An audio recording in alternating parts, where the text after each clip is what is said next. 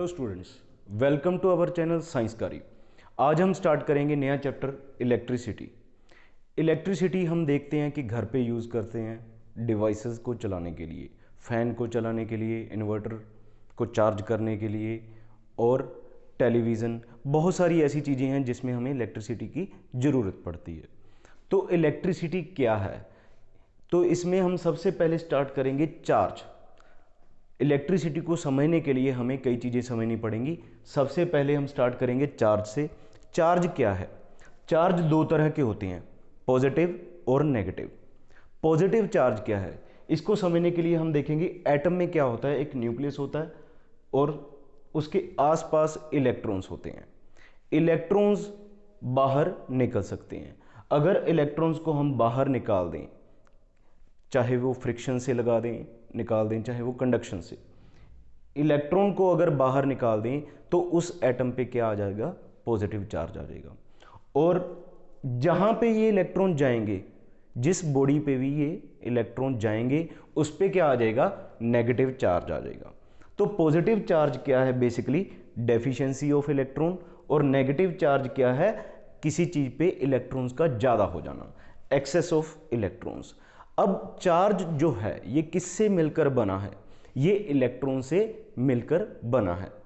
तो इसके लिए हम पढ़ेंगे क्वांटाइजेशन ऑफ चार्ज।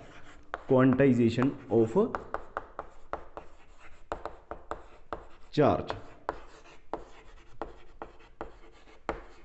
मतलब जो चार्ज है ये क्या है? क्वांटाइज्ड है। किससे बना हुआ है? छोटे छोटे इलेक्ट्रॉन से बना हुआ है। क्वांटा मतलब छोटे छोटे packet.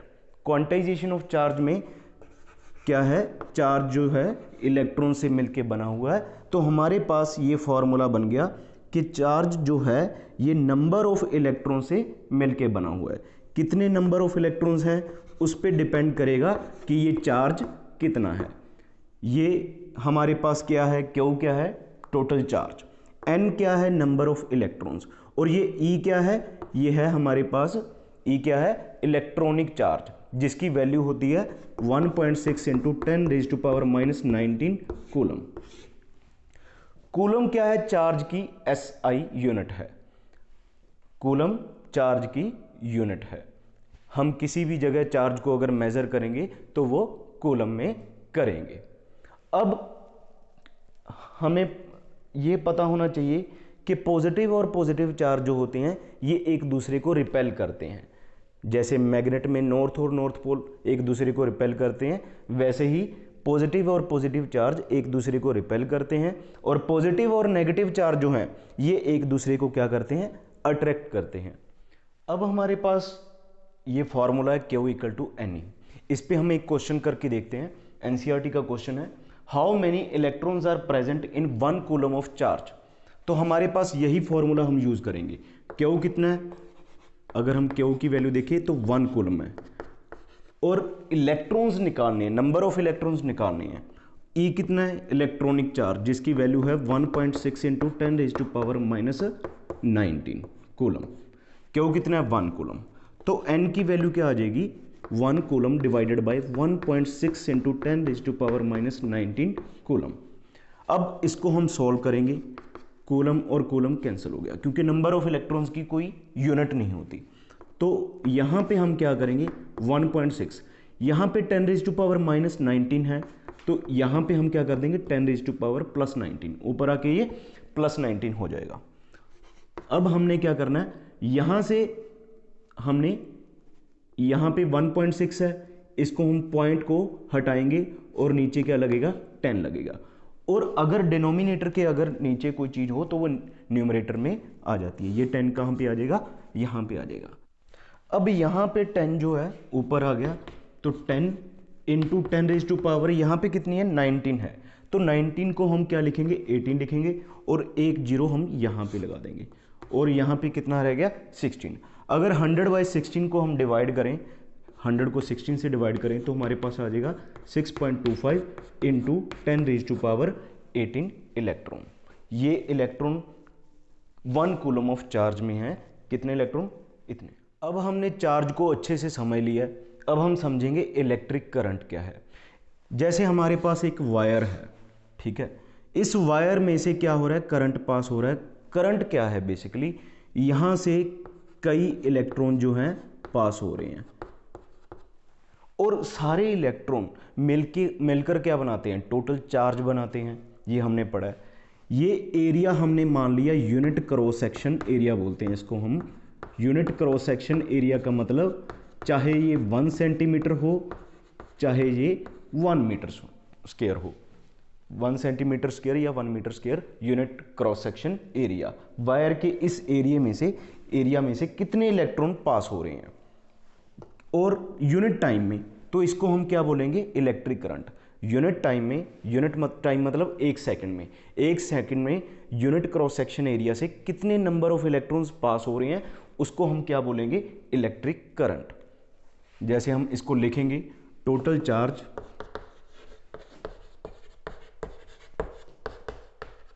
Passing through unit cross section area of wire, area of wire in unit time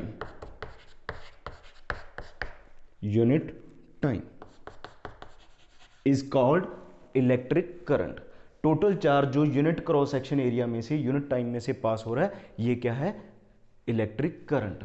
और इसके यूनिट क्या है, इसको हम डिनोट करते हैं आई से। इलेक्ट्रिक करंट को हम डिनोट करते हैं आई से। एसआई यूनिट जो है करंट के, वो क्या है, इज एम्पियर।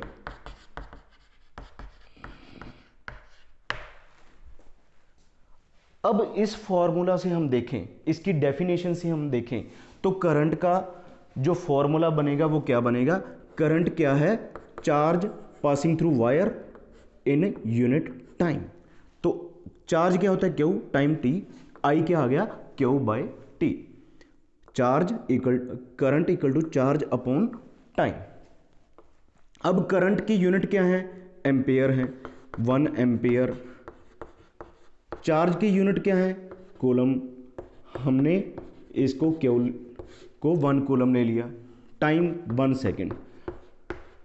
अगर हमसे कोई पूछे 1 एम्पेयर क्या है, तो अगर 1 कूलम चार्ज जो है यूनिट क्रॉस सेक्शन एरिया में से पास हो रहा है कितने टाइम में, 1 सेकेंड में, तो करंट कितना होगा, 1 एम्पेयर होगा। अब हमने सबसे पहले हमने Q equal to N formula पे न्यूमेरिकल किया। अब हम करेंगे I equal to Q by T formula पे एक न्यूमेरिकल करेंगे। यहाँ पे हमें दिया हुआ है एक करंट ऑफ 150 मिली एम्पेयर। मिली का मतलब होता है 10⁻³ flows through a circuit for 2 minutes. 2 minutes के लिए इतना करंट फ्लो कर रहा है। उन्होंने पूछा find the amount of charge that flows through the circuit. हमने क्या करना है, चार्ज की अमाउंट निकालनी है। तो हमारे पास फॉर्मूला क्या है, I equal to Q by T. तो क्यू कितना आ गया, I इंटू टी आ गया, I मल्टीप्लाई बाय टी आ गया। I की वैल्यू हमें दी हुई है 150 मिली एम्पियर। मिली मतलब 10⁻³ एम्पियर। टाइम दिया हुआ हमें 2 मिनट्स। इसको SI यूनिट में 2 मिनट इंटू 60, ये टोटल आ गया सेकेंड्स में।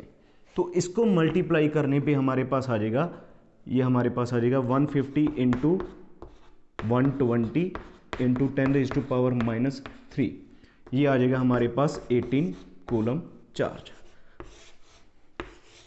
अब नेक्स्ट टॉपिक है हमारा electric potential difference. Potential difference क्या है, अगर हम इसको डिफाइन करें तो क्या है, ये work done to move a unit positive charge, unit positive charge from one point to another.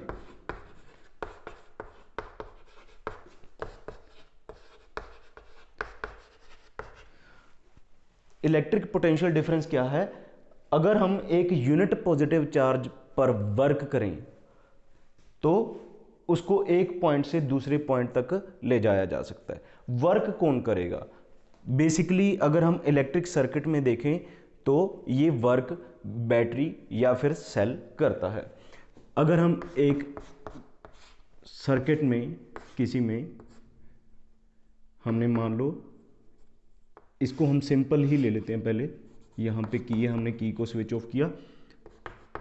इस वायर में से अगर एक यूनिट पॉजिटिव चार्ज मतलब जिसका कुछ ज़्यादा मैग्नीट्यूड ना हो, 1 कूलम लगा लो, 1 coulomb charge unit positive charge को हम, ये बैटरी पॉइंट ए से पॉइंट बी तक लेके जा रही है, तो इस पे जितना वर्क हुआ है उसको हम क्या बोलेंगे, पोटेंशियल डिफरेंस। कोई भी 2 पॉइंट में जो पोटेंशियल का डिफरेंस है बेसिकली वो क्या है, पोटेंशियल डिफरेंस। तो अगर हम इसको फॉर्मूला फॉर्म में लिखें तो पोटेंशियल डिफरेंस को हम डिनोट करते हैं V से, V equal to W/Q, work done per unit charge. ये बैटरी इस चार्ज, यूनिट पॉजिटिव चार्ज को एक पॉइंट से दूसरे पॉइंट तक लेके जाने के लिए कितना वर्क कर रही है, वो क्या है, पोटेंशियल डिफरेंस। तो हमारे पास पोटेंशियल डिफरेंस का फॉर्मूला है W/Q।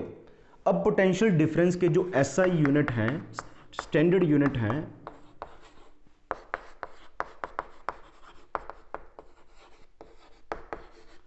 पोटेंशियल डिफरेंस के जो स्टैंडर्ड यूनिट हैं वो क्या है, वोल्ट। हम इसको मेजर करते हैं वोल्ट में। अब यहां से अगर हमें पूछा जाए कि डिफाइन 1 वोल्ट, 1 वोल्ट क्या होगा, 1 वोल्ट वर्क के यूनिट होते हैं जाउल, यहां पे हम 1 जाउल लिख देंगे। चार्ज के यूनिट होते हैं कूलम, यहां पे हमने 1 कूलम लिख दिया। तो 1 वोल्ट क्या है, अगर 1 कूलम चार्ज को एक पॉइंट से दूसरे पॉइंट तक लेके जाना हो तो इस पे कितना वर्क होगा, 1 जाउल वर्क होगा। तो ये पोटेंशियल डिफरेंस कितना चाहिए, 1 volt. Work when 1 joule work is done to move a 1 coulomb charge from one point to another is called 1। अब हम ये फॉर्मूला पे न्यूमेरिकल करेंगे, V equal to W/Q, potential का फॉर्मूला, पोटेंशियल डिफरेंस का work done upon charge. तो इसमें क्या दिया हुआ है, how much work is done in moving a charge of 2 coulomb from 1 point 100 volt to a point at 128 volt. हमने charge को, 2 कूलम चार्ज को इस पॉइंट से इस पॉइंट तक लेके जाना है। इस पॉइंट का पोटेंशियल डिफरेंस कितना है, 118, और इसका कितना है, 128। तो सबसे पहले हमें दिया हुआ है VA कितना है, 118 वोल्ट। फिर हमें दिया हुआ है VB, ये कितना है, 128 वोल्ट। सबसे पहले हम पोटेंशियल डिफरेंस निकालेंगे। पोटेंशियल डिफरेंस कितना है, VB माइनस VA, कितना आ गया, 128 माइनस 118 वोल्ट, ये आ गया 10 वोल्ट। अब हमें पता है फॉर्मूला क्या है, V इक्वल टू W/Q। निकालना क्या है, वर्क का फॉर्मूला क्या आ गया, Q इंटू V।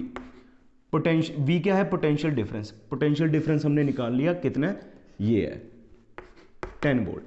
तो वर्क कितना हो गया, चार्ज कितना है 2 और पोटेंशियल डिफरेंस कितना है 10, तो वर्क हमारे पास कितना आ गया, 10 जाउल। अब हमारा नेक्स्ट टॉपिक है इलेक्ट्रिक सर्किट। इलेक्ट्रिक सर्किट क्या है, continuous and closed path in which electric current flows. एक क्लोज्ड और कॉन्टिन्यूस मतलब जिसमें कोई रुकावट ना हो, जैसे यहां पे सेल में से इलेक्ट्रॉन्स निकले, यहां पे अपना पाथ कवर करते हुए वापस आए, तो ये कॉन्टिन्यूस होना चाहिए और क्लोज होना चाहिए जिसमें करंट फ्लो करता है। Continuous and close path in which electric current flows is called electric circuit. अब इलेक्ट्रिक सर्किट में कुछ चीजें ऐसी हैं, जैसे हमें पता है कि हमारे घर में एक सर्किट है जिसमें हम एक बल्ब भी लगाते हैं, कोई ट्यूब भी लगाते हैं, या कुछ और भी इलेक्ट्रिक डिवाइसेस यूज करते हैं, तो ये पूरा क्या बन जाता है, इलेक्ट्रिक सर्किट। अब यहां पे हमने, जब हम इलेक्ट्रिक सर्किट एक कॉपी पे, पेज पे बना रहे हैं, तो हमें डिवाइसेस को रिप्रेजेंट करने के लिए कुछ ना कुछ सिंबल चाहिए। जैसे हमारे पास एक सेल का सिंबल है, ये कैपिटल, ये जो बड़ी वाली लाइन है ये पॉजिटिव टर्मिनल और ये छोटी वाली लाइन है ये नेगेटिव टर्मिनल, तो ये एक सेल का सिंबल है। बैटरी का सिंबल ऐसे ही सेल को कई बार हम सीरीज में लगाएंगे, एक लाइन में लगाएंगे तो ये एक बैटरी का सिंबल बन जाएगा। नेक्स्ट रेजिस्टेंस, रेजिस्टेंस वाला टॉपिक हम नेक्स्ट वीडियो में करेंगे। रेजिस्टेंस क्या होता है, वेरिएबल रेजिस्टेंस को हम ऐसे सिंबलाइज करेंगे। एमीटर, एमीटर क्या होता है, करंट को मेजर करने का काम करता है। सर्किट में कहीं भी हमने करंट को मेजर करना है तो एमीटर को सीरीज में लगा देंगे हम। वोल्ट मीटर पोटेंशियल डिफरेंस को मेजर करने का काम करता है। वोल्ट मीटर हमेशा हम किसी भी डिवाइस का अगर पोटेंशियल चेक करना है तो उसके पैरेलल में यूज करते हैं। तो ये रहा हमारा इलेक्ट्रिक सर्किट और उसमें यूज होने वाले डिवाइसेस के सिंबल। ये है की, इसको हम स्विच की भी बोलते हैं। इसको हम, अगर इसमें पॉइंट ऐसे नहीं है, डॉट नहीं है, तो ये ओपन की है। ओपन की मतलब इसमें करंट फ्लो नहीं कर रहा। अगर यहां पे डॉट लगा हुआ है तो इसका मतलब करंट फ्लो कर रहा है। अब नेक्स्ट टॉपिक है हमारा ओहम्स लॉ। ओहम्स लॉ, ये साइंटिस्ट का नाम है जॉर्ज साइमन ओहम, उसने ये लॉ दिया था। इसमें उसने बताया कि अगर हम फिजिकल कंडीशन को अनचेंज रखें, फिजिकल कंडीशन अनचेंज का मतलब क्या है, पहले हम बात करते हैं कि करंट जो है कंडक्टर में फ्लो कर रहा है वो किसके डायरेक्टली प्रोपोर्शनल होगा, पोटेंशियल डिफरेंस के डायरेक्टली प्रोपोर्शनल होगा। ये करंट और पोटेंशियल डिफरेंस का रिलेशन बता रहा है ओम। फिजिकल कंडीशन रिमेन अनचेंज का मतलब क्या है कि हमने ना तो कोई वायर चेंज करनी है हर रीडिंग लेने के बाद, ना ही हमने कुछ उसका जो उसके आसपास टेम्परेचर, प्रेशर जो भी है, ये चीज़ें चेंज नहीं करनी, डिवाइस के साथ कोई छेड़खानी नहीं करनी। हमने फिजिकल कंडीशन को अनचेंज रखना है और पोटेंशियल बढ़ाना है और करंट की रीडिंग नोट करनी है।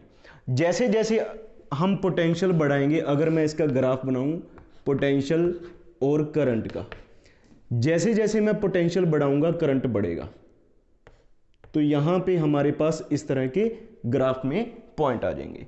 अगर इसको मैं ड्रॉ करूं तो ये एक लाइन बन जाएगी। इसका मतलब क्या है, जैसे जैसे पोटेंशियल बढ़ रहा है वैसे वैसे करंट बढ़ रहा है। तो इसको हम फॉर्मूला फॉर्म में लिखेंगे, V directly proportional to I। Potential बढ़ाने से क्या बढ़ा, करंट बढ़ा। सिंपल लैंग्वेज में हम देखें पोटेंशियल बढ़ाने का मतलब क्या है, अगर हम ज़्यादा बड़ी बैटरी ले रहे हैं, ज़्यादा बड़ा सेल ले रहे हैं, ज़्यादा वोल्टेज का सेल ले रहे हैं, बैटरी ले रहे हैं, तो करंट भी सर्किट में ज़्यादा आएगा।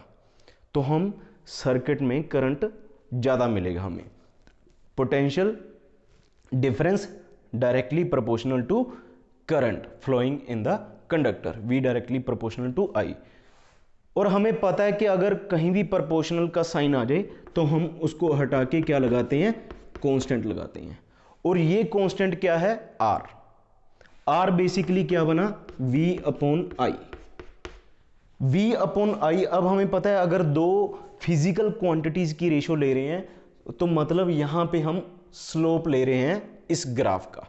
V अपॉन I मतलब ये जो लाइन है ये क्या है, VI का ग्राफ है। तो इसका स्लोप कितना है वो हमें क्या बताएगा, R की वैल्यू। R के अगर यूनिट देखें, V के यूनिट क्या होते हैं, वोल्ट, I के एम्पेयर, तो हमारे पास R के यूनिट के आगे वोल्ट अपॉन एम्पियर। पर बेसिकली हम R के यूनिट लेते हैं ओहम। SI यूनिट जो हम लेते हैं क्या होते हैं, ओहम। इसको हम डिनोट करते हैं इस तरह, ओमेगा से, denoted by ohm this by this. अभी हमने पढ़ा था ओहम्स लॉ। ओहम्स लॉ क्या था, V equal to I R।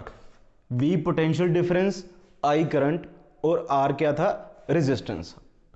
तो अब हमें क्वेश्चन दिया हुआ है कि एक हीटर है जिसका हमें पोटेंशियल दिया हुआ है 75 वोल्ट, उसमें करंट फ्लो कर रहा है 5 एम्पियर।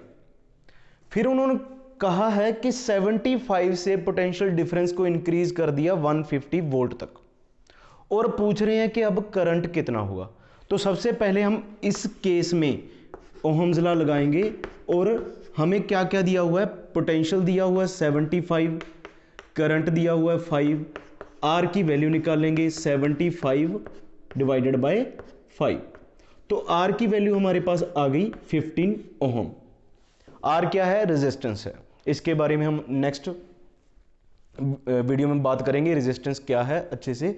रेजिस्टेंस क्या है, कितनी आ गई? 15 ओहम आ गई। अब हमने यहां इस केस में ओहम्स लॉ दोबारा लगाना है। V dash R I dash. Resistance same रहेगी क्योंकि हमने कुछ नहीं चेंज किया, हीटर वही है, उसका सिर्फ पोटेंशियल इंक्रीज किया, तो रेजिस्टेंस सेम रहेगी। तो आर की वैल्यू हमारे पास है 15, यहां पे हमने सॉल्व किया है। वी डैश की वैल्यू हमारे पास कितनी है? 150। अब आई डैश की वैल्यू निकालनी है। आई डैश की वैल्यू कितनी आ गई? 150 डिवाइडेड बाय 15। तो आई डैश कितना आ गया हमारे पास? 10 एम्पेयर। तो पोटेंशियल डबल करने से हमारे पास करंट की वैल्यू भी डबल होगी। इससे हम ये भी जस्टिफाई कर सकते हैं कि ओहम्स लॉ जो था उसमें पोटेंशियल बढ़ाने से करंट भी बढ़ रहा था। तो हमारे पास ये न्यूमेरिकली भी हमने सॉल्व करके देख लिया, पोटेंशियल बढ़ाने से करंट की वैल्यू भी बढ़ रही है। अब नेक्स्ट टॉपिक है हमारा रेजिस्टेंस। रेजिस्टेंस क्या है? रेजिस्टेंस का अगर हम मतलब देखें तो होता है रुकावट, रेजिस्ट करना। तो यहां पे रेजिस्टेंस का मतलब क्या है? जैसे हमारे पास एक वायर है, इसमें क्या करेंगे? करंट फ्लो करेगा, इलेक्ट्रॉन्स फ्लो करेंगे। इलेक्ट्रॉन्स ऐसे फ्लो कर रहे हैं, ठीक है। अब क्या होता है? वायर्स में एटम्स होते हैं, ठीक है। हो सकता है कि इनमें से कुछ इलेक्ट्रॉन पहले ही निकल चुके हों, तो ये क्या बन जाते हैं? आयंस बन जाते हैं। तो बेसिकली ये एटम्स या फिर आयंस बन जाते हैं। तो एटम्स और आयंस क्या करते हैं? इन इलेक्ट्रॉन्स के साथ कोलाइड होते हैं। इन इलेक्ट्रॉन्स को आगे जाने में एक, हम बोल सकते हैं, रुकावट पैदा करते हैं। तो इलेक्ट्रॉन्स को जो रुकावट मिल रही है, करंट को जो रेजिस्टेंस मिल रही है, ऑपोजिशन मिल रही है, उसको हम रेजिस्टेंस बोलते हैं। रेजिस्टेंस कौन कौन सी चीजों पे डिपेंड, कौन कौन से फैक्टर्स पे डिपेंड करती है? रेजिस्टेंस समझ आ गया होगा। Obstruction given by the conductor to the current is called resistance. Resistance कौन कौन से फैक्टर पे डिपेंड करती है? अब यहां से हम देखें, जितनी ये वायर की लेंथ ज्यादा होगी उतने रास्ते में एटम्स और आयंस ज्यादा आएंगे, तो उतनी रेजिस्टेंस बढ़ जाएगी। तो रेजिस्टेंस बेसिकली क्या आ गया? लेंथ के डायरेक्टली प्रोपोर्शनल आ गई। लेंथ बढ़ेगी तो रेजिस्टेंस बढ़ेगी। अब इसका एरिया अगर डबल कर दिया जाए, तो इलेक्ट्रॉन इजीली यहां से निकल सकते हैं, इस तरफ जा सकते हैं, पॉजिटिव टर्मिनल की तरफ। तो एरिया इंक्रीज करने से क्या हुआ? रेजिस्टेंस जो है वो कम हो गई। तो रेजिस्टेंस लेंथ के डायरेक्टली प्रोपोर्शनल है। जितनी वायर की लेंथ ज्यादा होगी, रेजिस्टेंस ज्यादा होगी, और जितना उसका एरिया ज्यादा होगा, क्रॉस सेक्शन एरिया ज्यादा होगा, उतनी रेजिस्टेंस क्या होगी? कम होगी। तीसरा रेजिस्टेंस जो डिपेंड करती है वो नेचर ऑफ मटेरियल पे डिपेंड करती है। नेचर ऑफ मटेरियल क्या है? उसको हम रिप्रेजेंट करते हैं रो के साथ। अब इन तीनों को कंबाइन करके, लेंथ, एरिया और रेजिस्टिविटी, नेचर ऑफ मटेरियल को हम क्या बोलते हैं? रेजिस्टिविटी।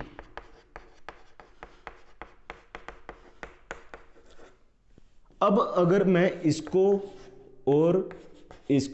और तीसरा रेजिस्टिविटी को एक फॉर्मूले में डालूं, तो ये फॉर्मूला बन जाएगा R rho L upon A।